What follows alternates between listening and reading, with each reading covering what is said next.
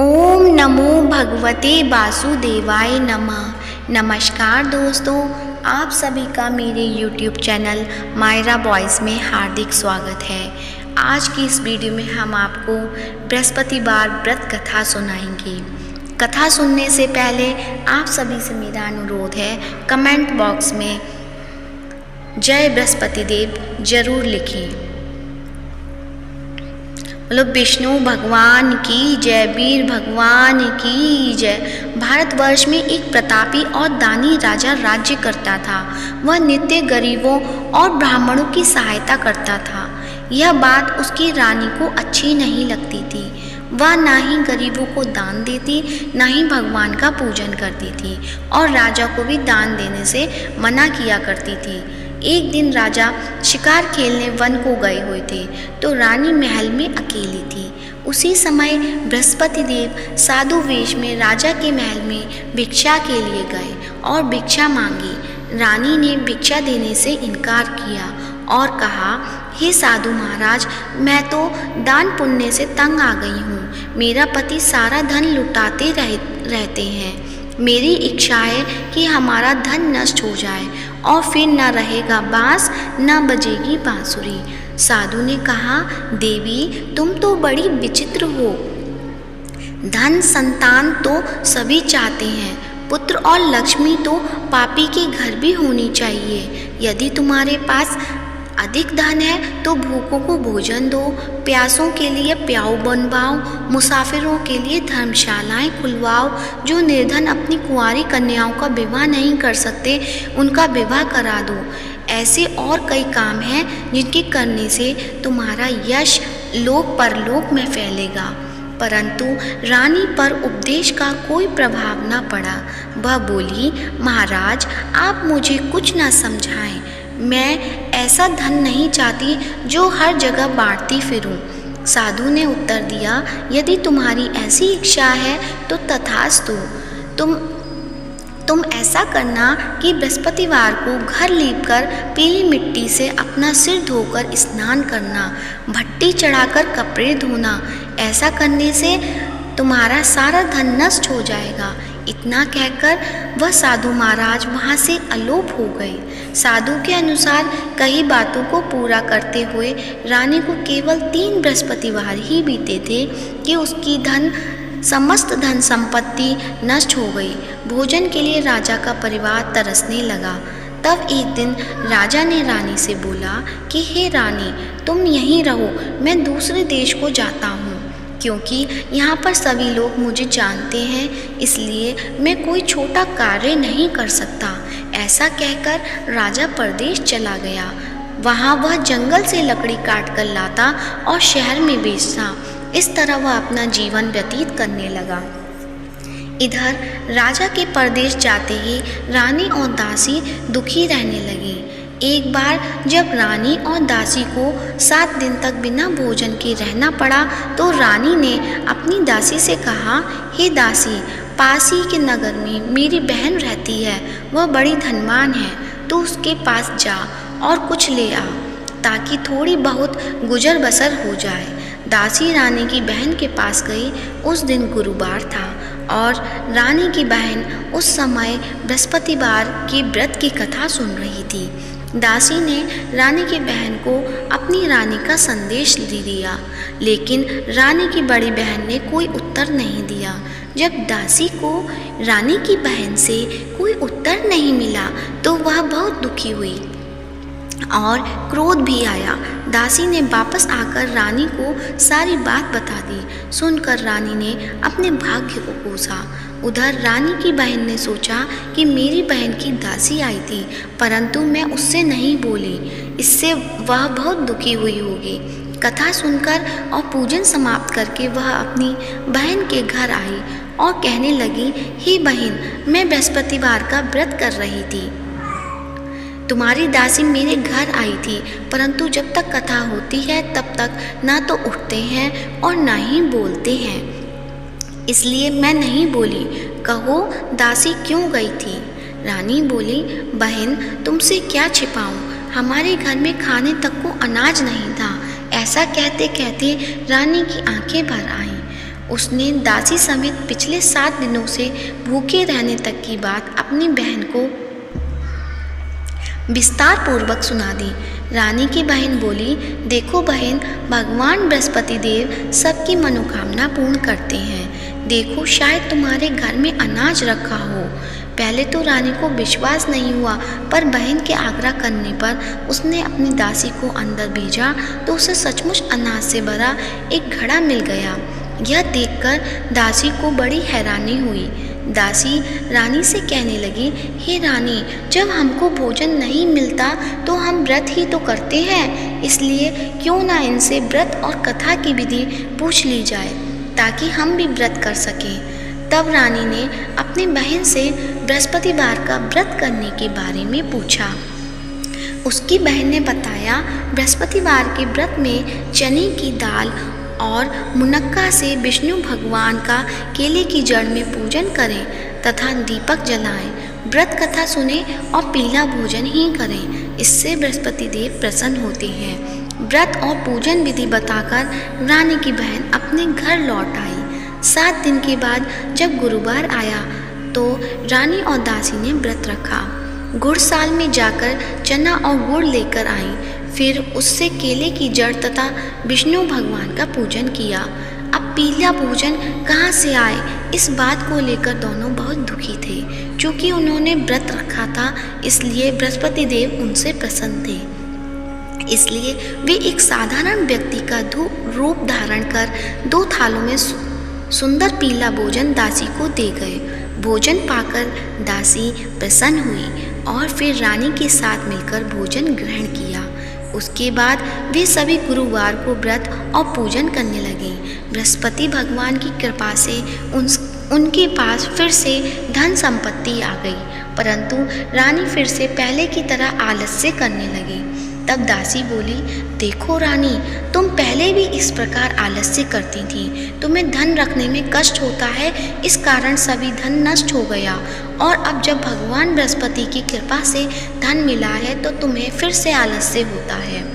रानी को समझाते हुए दासी कहती है कि बड़ी मुसीबतों के बाद हमने यह धन पाया है, इसलिए हमें दान पुण्य करना चाहिए, भूखे मनुष्य को भोजन कराना चाहिए और धन को शुभ कार्यों में खर्च करना चाहिए, जिससे तुम्हारे कुल का यश बढ़ेगा, स्वर्ग की प्राप्ति होगी और पितृ प्रसन्न होंगे। दासी की बात मानकर रानी अपना धन शुभ कार्यों में खर्च करने लगी, जिससे पूरे नगर में उसका यश फैलने लगा। बृहस्पतिवार व्रत कथा के बाद श्रद्धा के साथ आरती की जानी चाहिए। इसके बाद प्रसाद बांटकर उसे ग्रहण करना चाहिए। एक दिन राजा दुखी होकर जंगल में एक पेड़ के नीचे आसन जमाकर बैठ गया। वह अपनी दशा को याद करके व्याकुल होने लगा। बृहस्पतिवार का दिन था। एकाएक उसने देखा कि निर्जन वन में एक साधु प्रकट हुए। वह साधु भेष में स्वयं बृहस्पति देवता थे। लकड़हारे के सामने आकर बोले, हे लकड़हारे, इस सुनसान जंगल में तू चिंता मग्न क्यों बैठा है? लकड़हारे ने दोनों हाथ जोड़कर प्रणाम किया और उत्तर दिया, महात्मा जी, आप सब कुछ जानते हैं, मैं क्या कहूँ? यह कहकर रोने लगा और साधु को अपनी आत्मकथा सुनाई। महात्मा जी ने कहा, तुम्हारी स्त्री ने बृहस्पति के दिन बृहस्पति भगवान का निरादर किया है, जिसके कारण रुष्ट होकर उन्होंने तुम्हारी यह दशा कर दी। अब तुम चिंता को दूर करके मेरे कहने पर चलो, तुम्हारे सब कष्ट दूर हो जाएंगे और भगवान पहले से भी अधिक संपत्ति देंगे। तुम बृहस्पतिवार के दिन कथा किया करो। 2 पैसे के चने मुनक्का लाकर उसका प्रसाद बनाओ और शुद्ध जल से लोटे में शक्कर मिलाकर अमृत तैयार करो। कथा के पश्चात अपने सारे परिवार और सुनने वाले प्रेमियों में अमृत व प्रसाद बांटकर आप भी ग्रहण करो। ऐसा करने से भगवान तुम्हारी सब मनोकामनाएं पूरी करेंगे। साधु के ऐसे वचन सुनकर लकड़हारा बोला, हे प्रभु, मुझे लकड़ी बेचकर इतना पैसा नहीं मिलता जिससे भोजन के उपरांत कुछ बचा सकूं। मैंने रात्रि में अपनी स्त्री को व्याकुलता देखा है। मेरे पास कुछ भी नहीं जिससे मैं उसकी खबर मंगा सकूं। साधु ने कहा, हे लकड़हारे, तुम किसी बात की चिंता मत करो। बृहस्पति के दिन तुम रोजाना की तरह लकड़ियां लेकर शहर को जाओ। तुमको रोज से दुगना धन प्राप्त होगा, जिससे तुम भली भांति भोजन कर लोगे तथा बृहस्पति देव की पूजा का सामान भी आ जाएगा। इतना कहकर साधु अंतर ध्यान हो गए। धीरे धीरे समय बीतता होने पर भी फिर वही बृहस्पतिवार का दिन आया। लकड़हारा जंगल से लकड़ी काटकर किसी शहर में बेचने गया।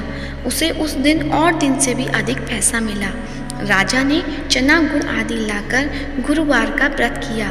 उस दिन से उसके सभी क्लेश दूर हुए। परंतु जब दोबारा गुरुवार का दिन आया तो बृहस्पतिवार का व्रत करना भूल गया। इस कारण बृहस्पति भगवान नाराज हो गए।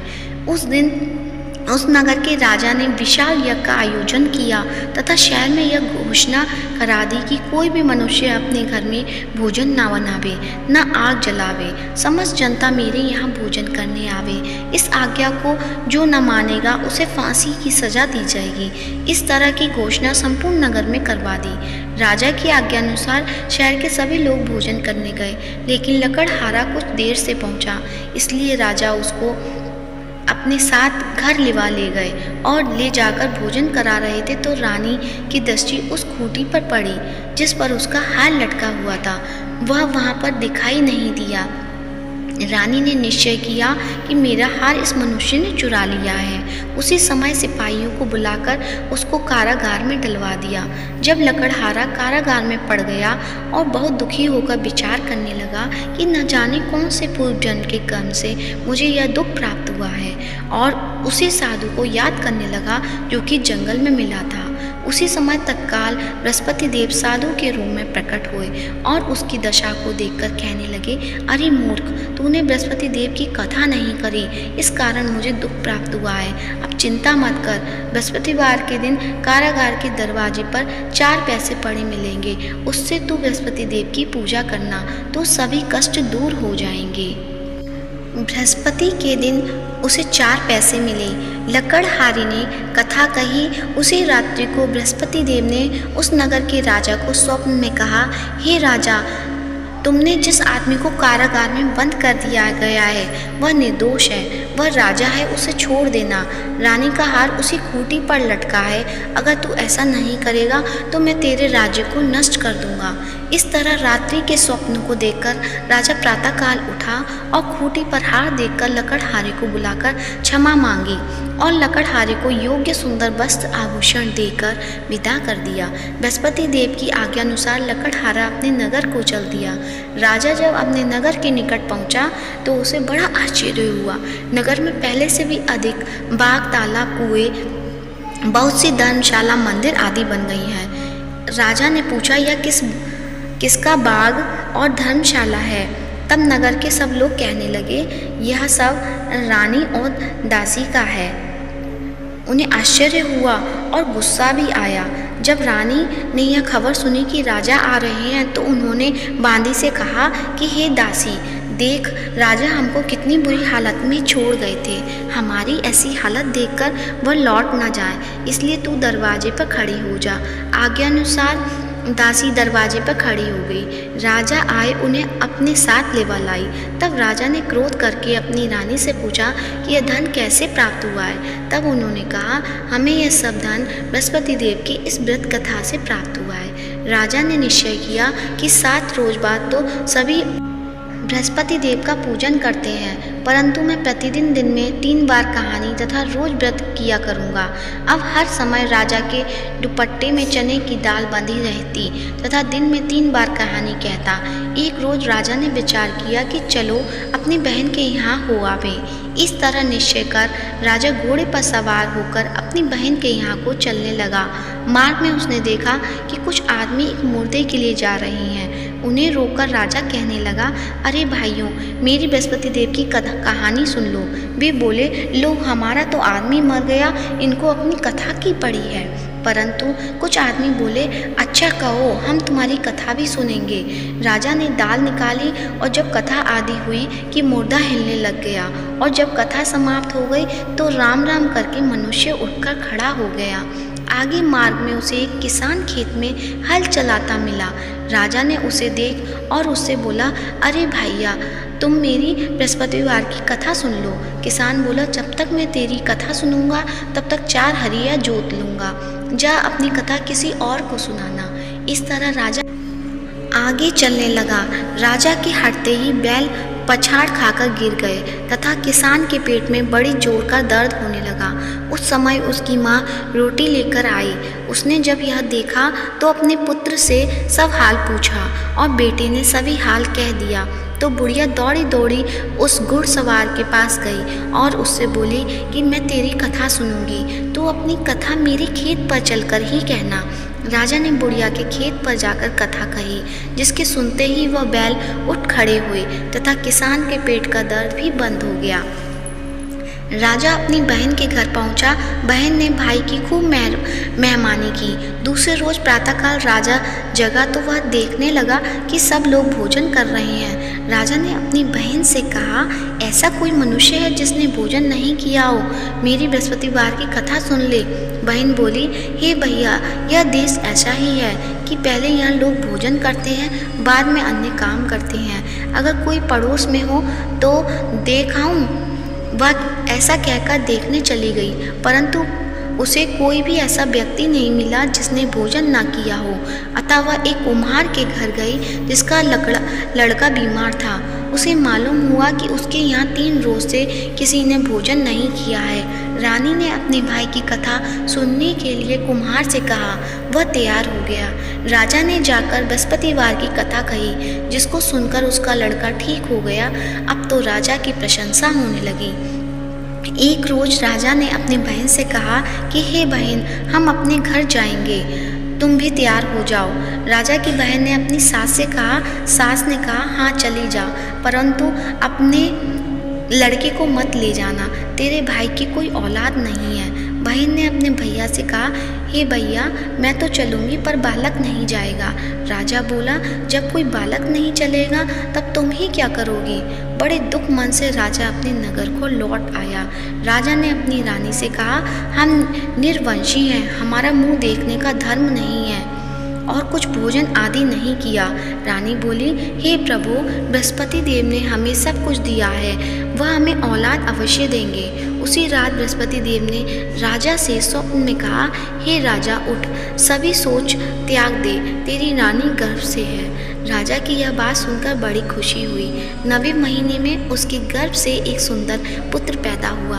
तब राजा बोला, हे रानी, स्त्री बिना भोजन के रह सकती है पर बिना कहे नहीं रह सकती। जब मेरी बहन आवे तुम उससे कुछ कहना मत। रानी ने सुनकर हाँ कर दिया। जब राजा की बहन ने यह शुभ समाचार सुना तो वह खुश हुई तथा बधाई लेकर अपने भाई के यहाँ आई। तभी रानी ने कहा, घोड़ा चढ़कर तो नहीं आई, गधा चढ़ी आई। राजा की बहन बोली, भाभी, मैं इस प्रकार न कहती तो तुम्हें औलाद कैसे मिलती? बृहस्पति देव ऐसे ही हैं, जैसे जिसके मन में कामना है सभी को पूर्ण करते हैं। जो सद्भावना पूर्वक बृहस्पतिवार का व्रत करता है और कथा पढ़ता है अथवा सुनता है, दूसरों को सुनाता है, बृहस्पति देव उसकी सभी मनोकामना पूर्ण करते हैं। भगवान बृहस्पति देव उसकी सदैव रक्षा करते हैं। संसार में जो मनुष्य सद्भावना पूर्वक से भगवान जी का पूजन व्रत सच्चे हृदय से करते हैं, उनकी सभी मनोकामनाएं पूर्ण करते हैं। जो सच्ची भावना से रानी और राजा ने उनकी कथा का गुणगान किया तो उनकी सभी इच्छाएं बृहस्पति देव जी ने पूर्ण की थी। इसलिए पूर्ण कथा सुनने के बाद प्रसाद लेकर जाना चाहिए। हृदय से उनका मनन करते हुए जयकारा बोलना चाहिए। बोलो बृहस्पति देव की जय, भगवान विष्णु की जय।